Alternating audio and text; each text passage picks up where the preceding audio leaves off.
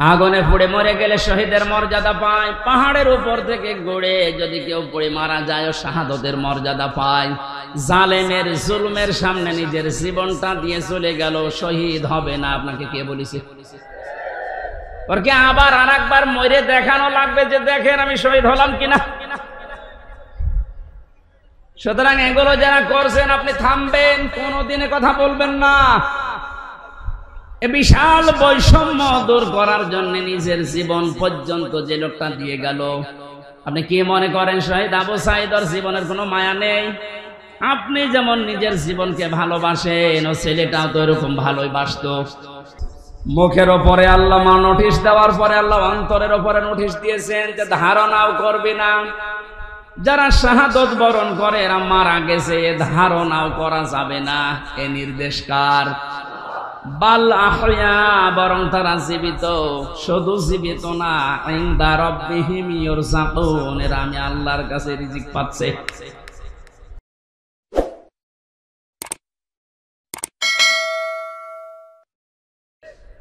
ছাত্র জনতায় বৈষম্য দূর করার জন্য এই জীবনটা দিয়ে গেল।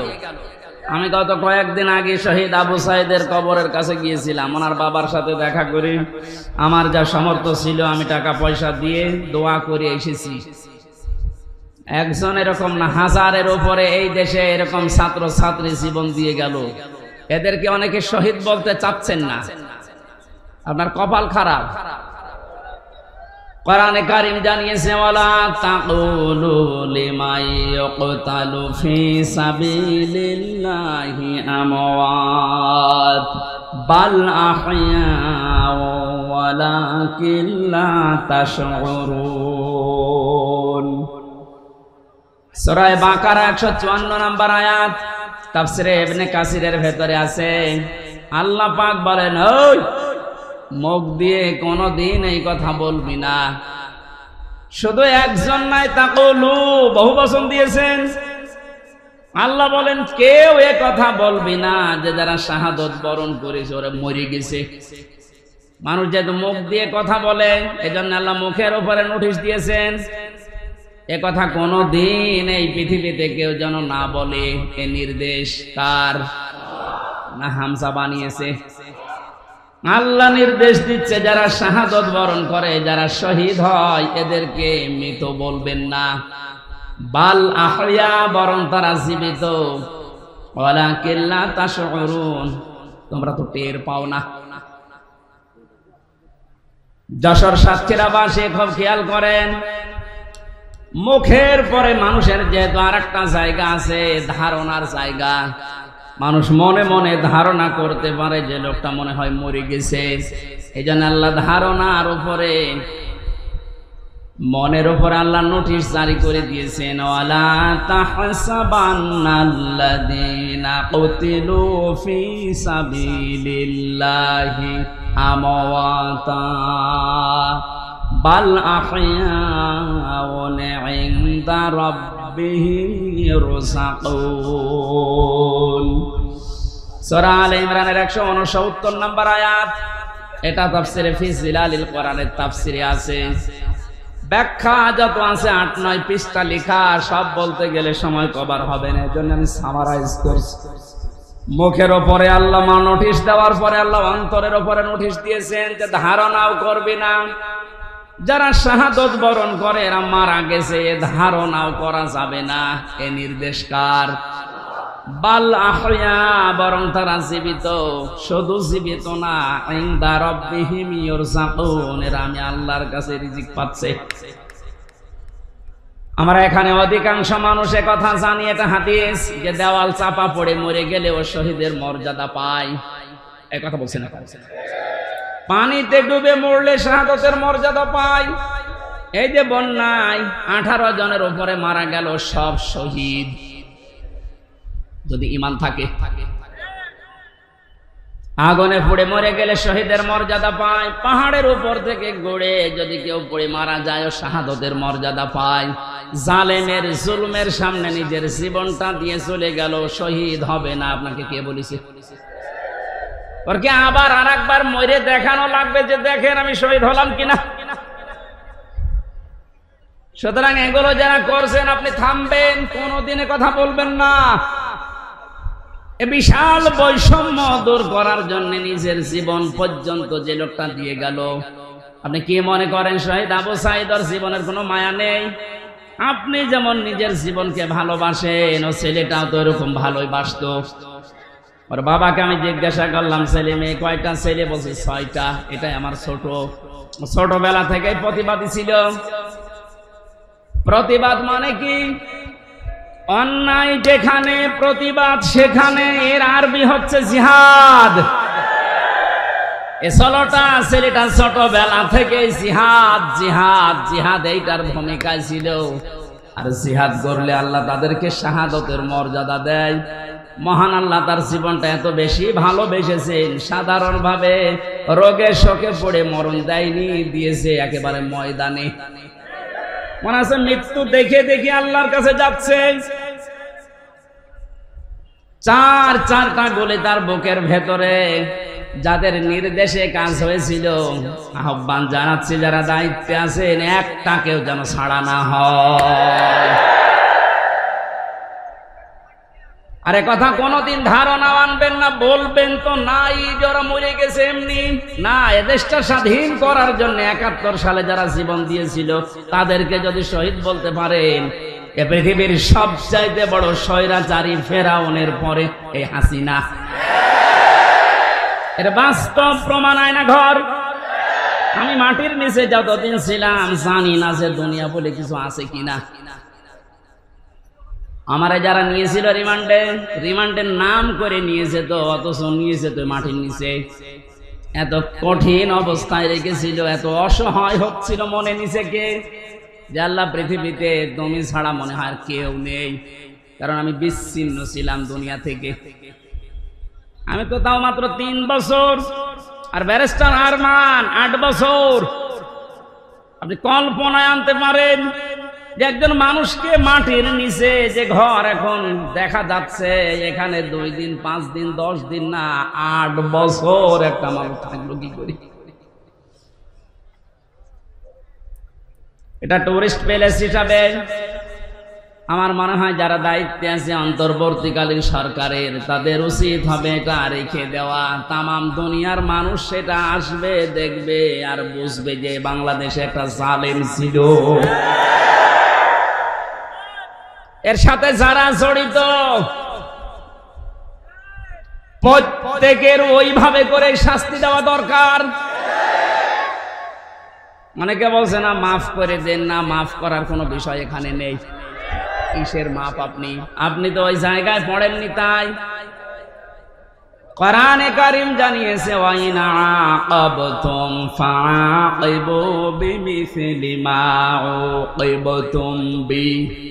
তোমার উপর যতটুকু অত্যাচার করা হয় তুমি যদি প্রতিশোধ হিসাবে অতটুকু নাও, তবে কোনো দোষ নেই। আমি নিরপরাধের পরও যা করেছে, যেহেতু নিরপরাধ আমি প্রমাণ হয়ে গেছি গত পরশুদিন। কথা বলেন না কেন?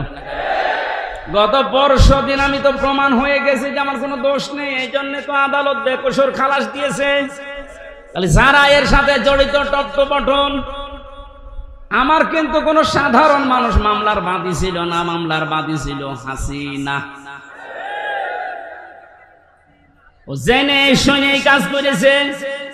আমার মতো 1 2 জন না, হাজার হাজার আলেম আমার সাথে জেলখানায় সারা বাংলাদেশে। আমি গণনা পেয়েছিলাম আমার সাথে প্রায় 120 জনের উপরে ছিল, সারা দেশে মিলে কয়েক হাজার। জানা শোনার পরে যারা ভুল করে অবশ্যই তারা অপরাধী, আর অপরাধীর শাস্তি হবে মাস্ট বি। এখানে অপরাধগুলোর সাথে যারা জড়িত আছেন, আমি নিজেরটা যেহেতু ভুক্তভোগী আমারটা বলছি, আমি তো নিরপরাধ প্রমাণ হয়েছে দেশের আদালতে। সুতরাং যারা জড়িত আমার মামলার আইওয়াই মিজান থেকে শুরু করে প্রত্যেকের আমি এইরকম 3 বছর জেল চাই। এমনকি আমারে ধরার পরে আমার বাবার কাছ থেকে ওরা বিনা কারণে বলেছে 10 লাখ টাকা দেন, নয়তো 50টা মামলা দেব। বাবা আমার গ্রাম্য মানুষ, ভয়তে 8 লাখ দিয়ে দিয়েছে। আমি গতকালকে আমার মামলার আয়ুরে কল দিয়েছিলাম। আগে ওরে আমি স্যার বলতাম, আর কানকে দেখছি কান না কাটি করে বসে, স্যার কি করা লাগবে বলেন। কি করা লাগবে মানে আমার 8 লাখ টাকা ফেরত দে, কারণ এখন তো আমার কোনো দড়ি নেই, সব শেষ। শুধু আমার মামলা না, এদেশে যত মানুষকে বিনা কারণে আজ বন্দি ঘরে, আয়না ঘরে, জেলখানায় আটক রাখা হয়েছে, এদের সাথে যারা জড়িত কিছু তো প্রমাণ করতে আপনি পারবেন না। এদেশের 18 কোটি মানুষ যদি মাফ করে দেয় আপনাকে, কোরআন আমার সামনে ব্যারিস্টার আরমানের স্ত্রী আপনারে মাফ করবে না। আমান আজমি কালকে লাইভ করেছেন সংবাদ সম্মেলনে, যা করেছেন তার সাথে পৃথিবীর ইতিহাস পাল্টিয়ে ফেলেছেন। এই জন্য আল্লাহ জালেমদের এত কঠিন এবং করুণ এবং ভয়ঙ্কর পরিণতি নিয়ে আসে। কালকে আদালত থেকে বের হওয়ার সময় দেখলাম হাজী সেলিম হাউ মাউ করে কাঁদছে। আমি কিছু জানি না, কথা মুখ দিয়ে ভালো বের হয় না, নৌকা বলতে গিয়ে নৌকা বলে, নৌকা বলতে পারে না। কি হইলো বলেন তো জালেমের? যতগুলো হত্যা মামলা তার, একটার যদি রায় হয় হত্যা মামলার, তে ফাঁসি হবে তার। অথচ বয়স চাই, এই বয়সে ও যে চরিত্র এখন দেখা যাচ্ছে, আমার মনে হয় এটা মুখে আনতেও আমার ঘৃণা করে। মানুষ এত নিচে নামে কি করে? এই যুবক মানুষে যদি একটু উল্টা পাল্টা করে তো মেনে নেওয়া যায়। 80 বছর বয়স, ওর শরীর চলে না, আর কি করছে? শয়তান মাঝে মাঝে হাসে, আল্লাহ তুমি আমারে শয়তান বানিয়েছো। হাজি নামে কলঙ্ক, হাজি সেলিম কত টাকার মালিক ছিল শুধু আল্লাহ জানে, আর ও জানে, তাছাড়া কেউ জানে না। টোকাই থেকে পর্যন্ত পৌঁছে কি হলো আপনার? শেষ বয়সটা একটু আল্লাহ বিল্লাহ করে দুনিয়া থেকে বিদায় নেবেন, সে অবস্থা এখন আপনার নেই। যদি মামলার রায় হয়ে যায়, সারাটা জীবন এখন ফাঁসির কন্ডেম ছেলে ধুকে ধুকে মরা লাগবে। আর ফাঁসির কন্ডেম ছেলেতে খাবারটা দেয়, আমি তো দেখেছি 3 বছর। আমি সাধারণ মামলার আসামি, অথচ আমার 3টা বছর রেখেছে ফাঁসির কন্ডেম সেলের ভেতরে, যোগাযোগ বিচ্ছিন্ন। এত বড় অফিসার শুধু আমি না, মাওলানা মামুনুল হক থেকে শুরু করে যতগুলো আলেম আমরা ছিলাম, প্রত্যেকের সাথে, বিশেষ করে আমাদের এই 2 জনের সাথে বেশি, আমাদের এক জায়গায় যেতে দেয় না, একটু কথা বলতে দেয় না। কেউ যদি আমাদের কাছে আসে, কারারক্ষী দিয়ে পাহারা দেয় যে ওর কাছে যেন কেউ না যায়, আবার সিসি ক্যামেরা দিয়ে রাখে। কেন এমন কড়াকড়ি করলেন? কি হলো আপনার? মাজায় দড়ি দিয়ে, হাতে ব্যান্ডেজ লাগিয়ে, হ্যান্ডকাপ লাগিয়ে, ডান্ডা বেরি পরিয়ে যখন আদালতের সামনে দিয়ে নিয়ে যেত, মনে হচ্ছে গরু নিয়ে যাচ্ছে। ও বাংলার মুসলমানেরা, আমি আর যাই করি না কেন, আমার তো মনে হয় আমার নামের আগে একটা আলেম শব্দ লেখা আছে। এই কথা বলছে না কারণ, এমনকি আমি একেবারে অপরিচিত না। এদেশে যদি 100 জন মানুষ পরিচিত থাকে, সবাই চেনে থাকে, তার ভেতরে হামজা একজন। রাস্তা দিয়ে আসলে মায়ের কোলে বসে বসে হামজা হুজুর যাচ্ছে, তার মানে পেটের ভেতর থেকে শুনে আসতেছে হামজা নামে একজন আছে। ওরা জানতো না, ওরা জানার পরেও মানুষগুলো যে আচরণ করেছে, আমাকে যতই বলেন মাফ করে দেন না, আমি মাফ করব না। আমি মাফ করে দিলে আমার স্ত্রীর 3টা বছর আপনি নষ্ট করিয়েছেন, আমার 2টা মেয়ে, ছোটটা আমার এখনো পর্যন্ত চেনে না। কি দুঃখ আমার মনে। ও মনে করে যেরকম বহু হুজুরে 3 বছরে আমার বাড়িতে এসেছে দেখা করার জন্য, এইটা ওই রকমই একটা হুজুর। জেলখানা থেকে বেরিয়ে যেদিন বাড়িতে এসেছি, আমার বলছে হুজুর আপনি আমাদের বাড়িতে আসেন, চলো। এখন আমাকে ডাকে না, কাছেও আসে না। আমার সাথে যা যা করেছেন, আমি চাই প্রতিটি জালেমের সাথে যেন আল্লাহ এইরকম এই দেশে করে। এগুলো যদি না করে ছেড়ে দেন, তাহলে জুলুম আবার আসবে। আর এগুলোর বিচার যদি হয়, জালেমদের এই দৌরাত্ম থেমে যাবে। আল্লাহ রাব্বুল আলামিন জানিয়েছেন, জালেমদের সবচাইতে ভয়ঙ্কর পরিণতি, ইন্নামাস সাবিলু আলাল্লাযীনা ইয়াযলিমুনান নাস।